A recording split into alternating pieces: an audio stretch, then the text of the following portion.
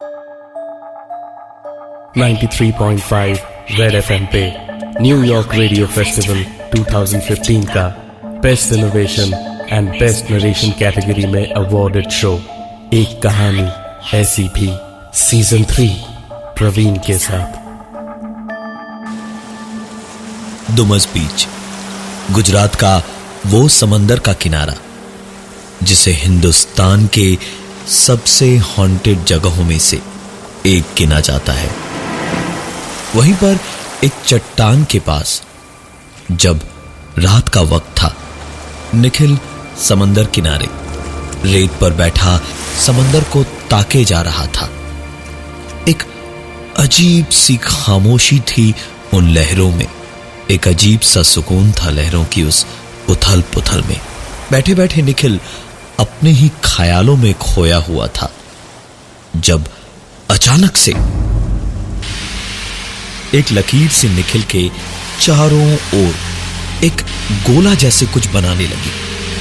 ध्यान से देखा तो निखिल ने पाया कि जैसे कोई पैरों से उसके चारों ओर रेत पर एक गोला बना रहा था, लेकिन दिखाई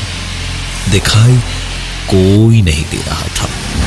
निखिल आंखें फाड़े उस लकीर को बनते हुए देखता रहा और फिर जब पूरा एक गोला चारों ओर बन गया तो जो भी था वो टहलता हुआ पानी की ओर चला गया।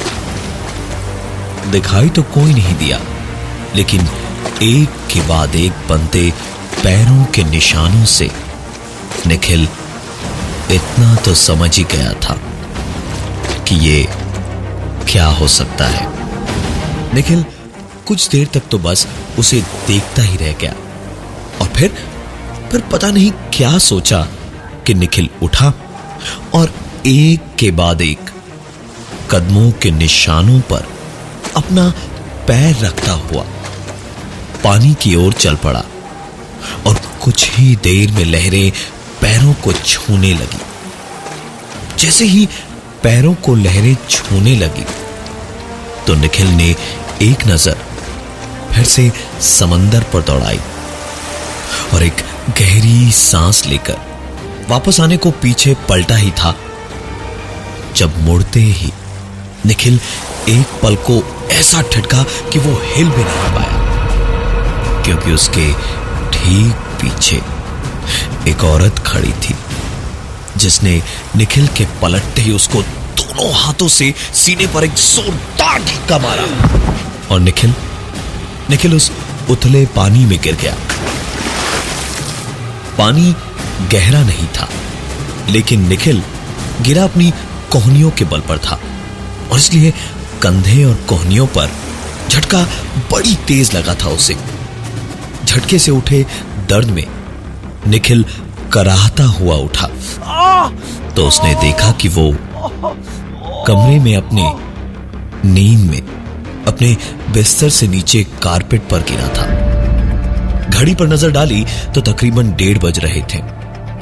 निखिल अपने होटल के रूम में ही था। उसने सोचा कि क्यों ना थोड़ा बीच पर घूम ही लिया जाए और निखिल हाथ मुंह धोकर चल पड़ा उस सुनसान बीच की ओर। होटल से निकल के निखिल बाहर पहुंचा और समंदर की ओर जाने लगा। रास्ते में जाते हुए निखिल को कुछ दूरी पर चट्टानों की जरा सी ऊंची दीवार पर एक लड़की स्ट्रीट लैंप की रोशनी में कूदती फांती दिखाई दी। वो ऐसी जगह थी जहां से खड़े होकर कोई चीखे तो पहाड़ों की तरह आवाज गूंजती है। निखिल ने उसे देखा और खुद भी थोड़ी सी दूरी पर जाकर किनारे खड़े होकर समंदर की ओर खड़े होकर चिल्लाया, मेरा नाम निखिल है, मेरा नाम निखिल है। और निखिल की आवाज के गूंजते ही वो लड़की तुरंत चट्टानों से नीचे कूदकर रेत की तरफ कहीं चट्टानों में जाकर निखिल से बचती हुई छुप गई। निखिल ने जैसे ही उसे भागकर छुपते हुए देखा तो निखिल भी उसके पीछे पीछे दौड़ा और चट्टानों के बीच पहुंचते ही निखिल को वो लड़की कहीं दिखाई नहीं दी, लेकिन एक फोन बजता हुआ कहीं दूर सुनाई जरूर दिया।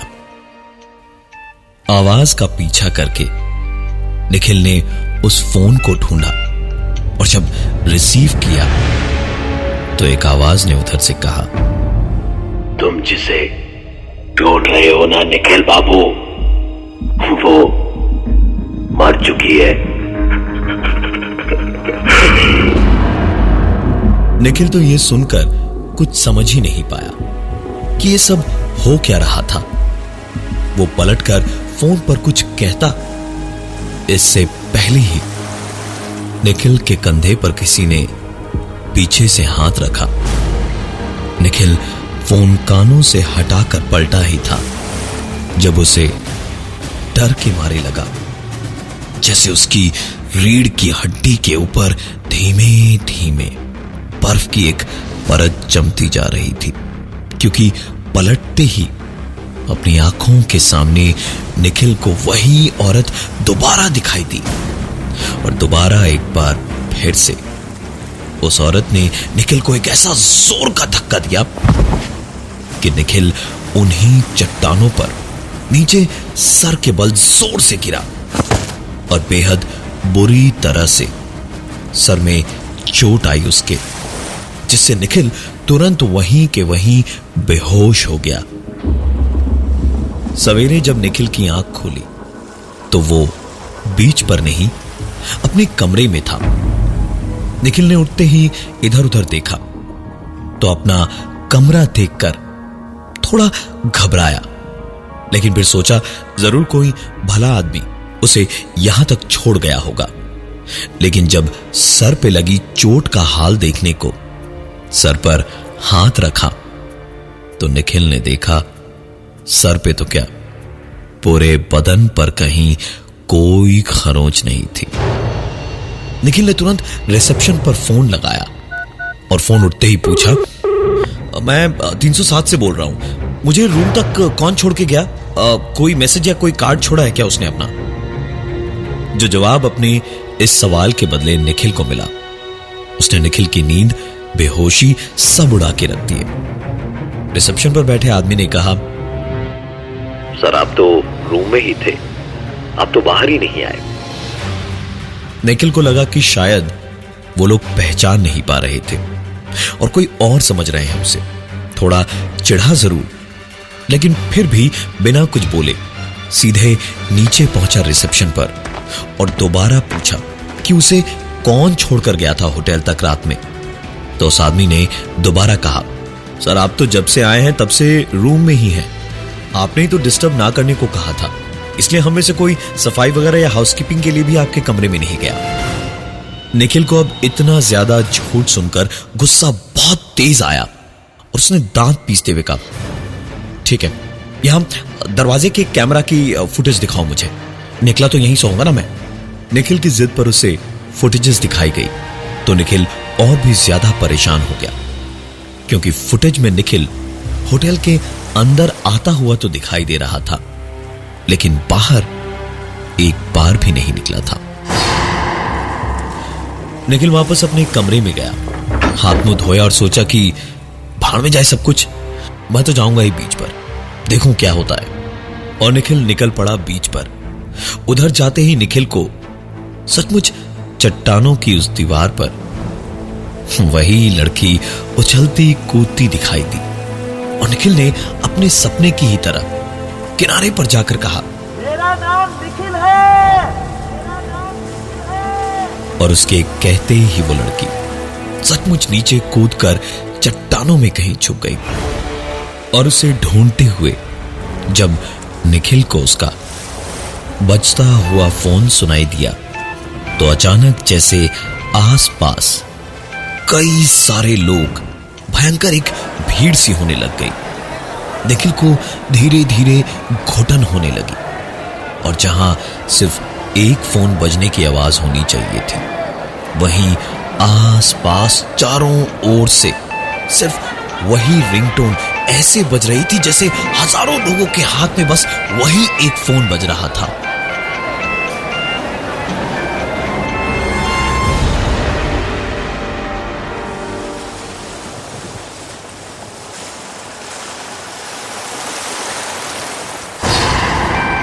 निखिल ने अपने कानों पर हाथ रखा और पूरी तरह से आवाजों को बंद करने की कोशिश करने लगा, और उसकी कोशिश जैसे रंग ले आई, क्योंकि तकरीबन 10 सेकंड के बाद ही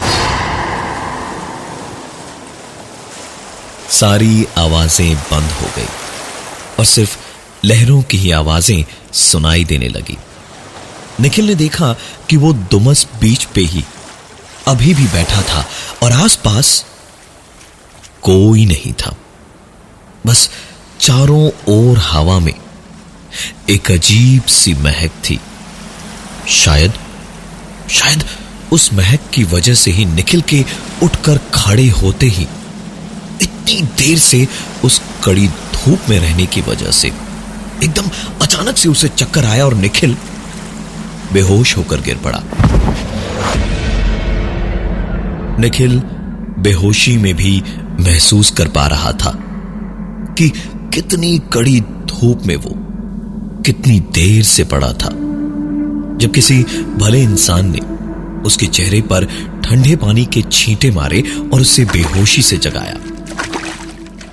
निखिल उठा और वापस अपने होटल के कमरे की ओर सर पर हाथ रखे हुए धूप से बचते बचाते हुए चल निकला। जाते जाते वो हुआ जो उसने कभी सपने में भी नहीं सोचा था। सामने एक दीवार पर पोस्टर लगा था जिस पर एक लड़की की तस्वीर थी। नाम लिखा था प्रीति और एक फोन नंबर दिया हुआ था। निखिल कुछ देर तक उस तस्वीर को देखता ही रह गया। पता नहीं दिमाग में क्या चल रहा था। शायद कुछ पुरानी बातें उसे याद आ रही थी। कितनी ही बातें थी जो दिल में थी, लेकिन उन सबको याद करके कोई फायदा नहीं था। निखिल ने जेब से फोन निकाला और पोस्टर पर दिए हुए उस नंबर पर फोन मिलाया। उधर से फोन उठा तो निखिल ने कहा, ये प्रीति के पोस्टर्स हटवा लीजिए क्योंकि वो मर चुकी है। ये बात सुनते ही पता चला कि दिया हुआ नंबर जिस पर उसने फोन मिलाया था वो पुलिस का था, क्योंकि उधर से एक कड़क आवाज ने कहा, अगर झूठ बोल रहे हो तो तुम्हारी हड्डियों का चूरा बना डालूंगा, और अगर सच बोल रहे हो तो पुलिस स्टेशन आओ और साबित करो। निखिल तो सही ही बोल रहा था। वो सीधे चल पड़ा पुलिस स्टेशन की ओर, और वहां पहुंचते पहुंचते कैसा अजीब सा हाल हो रहा था निखिल का। बुरी तरह किसी जानवर के जैसे हाँफ रहा था, पसीने से तरबतर था। ऐसा लग रहा था जैसे उसके बदन में कोई हलचल सी हो रही थी, कुछ परेशानी थी। निखिल ने जाकर इंस्पेक्टर को अपनी बात बताई तो उन्होंने साफ साफ पूछा, तुमको कैसे पता लड़की मर चुकी है? हम उसे 2 महीने से ढूंढ रहे हैं, हमें तो कोई ऐसा सुराग मिला नहीं। निखिल ने अपने उसी घबराए बदहवास से हाल में उन्हें जवाब दिया, मैंने उसकी आत्मा को देखा है जो बीच पर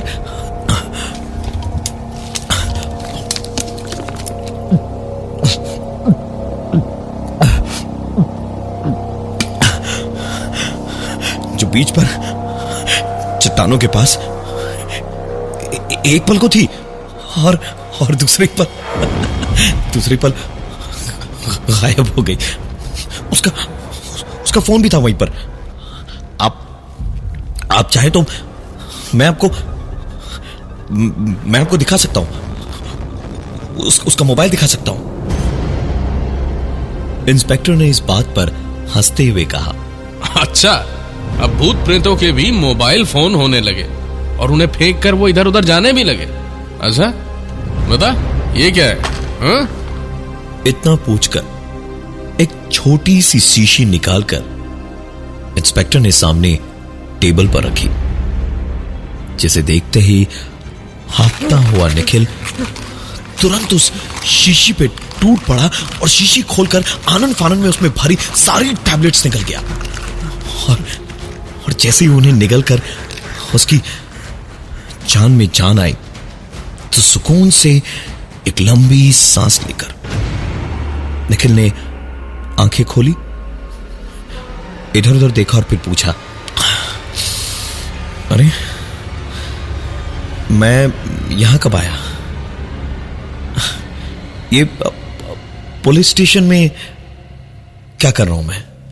ये तो पुलिस स्टेशन है ना? यह सुनकर इंस्पेक्टर को उल्टे निखिल पर ही शक हुआ और उन्होंने पूछा, ये टैबलेट्स कब से ले रहे हो? प्रीति को कब से जानते हो? निखिल जैसे नींद से जागा और उसने कहा, इंस्पेक्टर साहब माफ कीजिएगा, मुझे ये दवाएं डिप्रेशन से दूर रखती हैं। प्रीति नहीं दी थी मुझे और काफी फायदा भी हो रहा है इनसे, लेकिन फिर मेरी प्रीति मुझे हमेशा के लिए छोड़कर चली गई। बहुत प्यार करते थे हम एक दूसरे से। हमारी तो शादी भी होने वाली थी।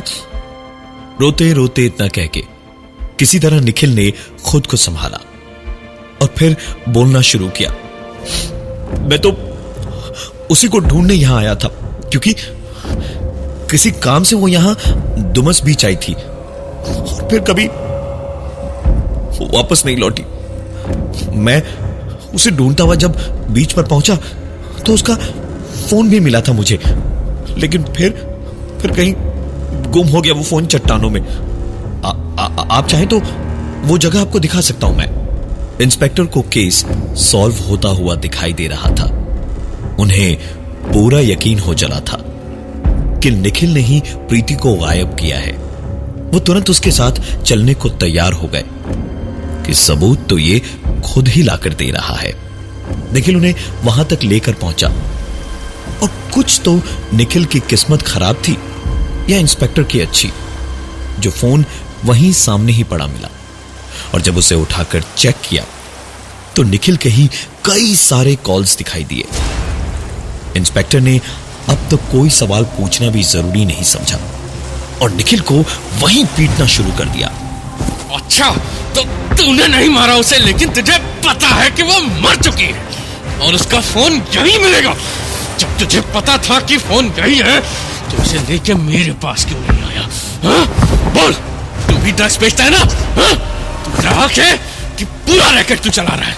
बोलता क्यों नहीं? बोल। हाँ? निखिल का तो मुंह खुला का खुला रह गया। उसे समझ ही नहीं आ रहा था कि ये सब क्या सुन रहा था वो। इंस्पेक्टर को जब मन मुताबिक जवाब नहीं मिले तो वो बुरी तरह से निखिल को पीट ही रहा था जब अचानक निखिल अधमरी सी हालत में इंस्पेक्टर के हाथ से छूट के खिसकता हुआ इंस्पेक्टर की आंखों के सामने से पानी की ओर खींचता चला गया। निखिल चीख भी नहीं पा रहा था। उसकी आंखों में अजीब सी एक बेहोशी सी छाई हुई थी।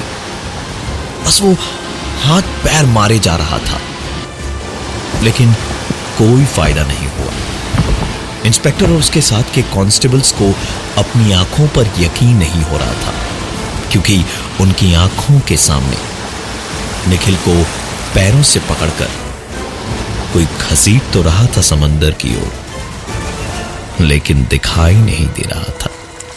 निखिल आखिरकार पानी तक पहुंचा और थोड़ी देर तक पानी के अंदर ही रहा, जब इंस्पेक्टर के इशारे पर एक कांस्टेबल दौड़ कर गया और निखिल को पानी से निकाल कर लाया। निखिल को बेहोशी से जगाया तो निखिल ने हाँफते हुए बताया, सर, दमन बॉर्डर के पास एक आदमी है, रंजीत, उसी का रैकेट है ये पूरा। कई बड़े बड़े लोग हैं और कई बड़े बड़े मर्डर केसेस सुलझ जाएंगे अगर उसे पकड़ा तो। निखिल की बात सुनकर इंस्पेक्टर ने उससे पूछा, पर ये तुझे कैसे पता? हाँ? बेहोश होने से पहले पहले निखिल ने बताया, मैं हमेशा ही नशे में नशे में था इसलिए समझ नहीं पाया, लेकिन प्रीति ने बताने की बहुत कोशिश की, पर आज जाकर मुझे समझ आया।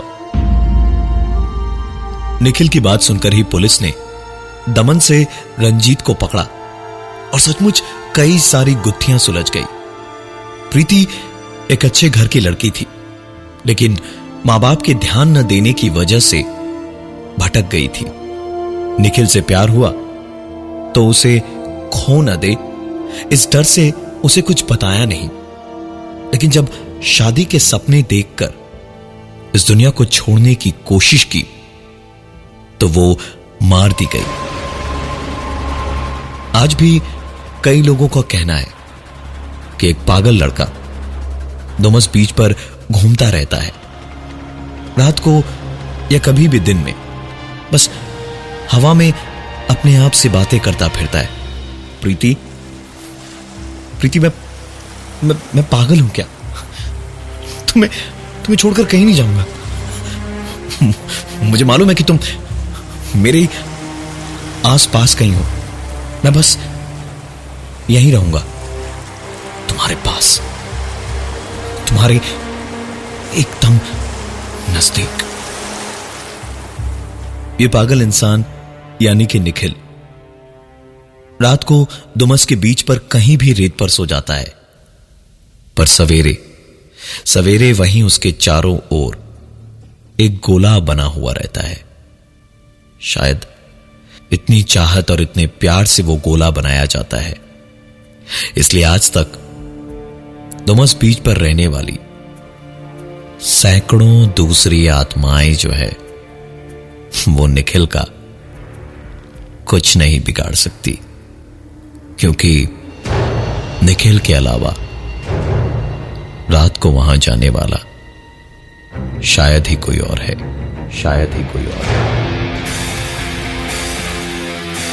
मैं हूं प्रवीण और ये थी आज की एक कहानी ऐसी भी।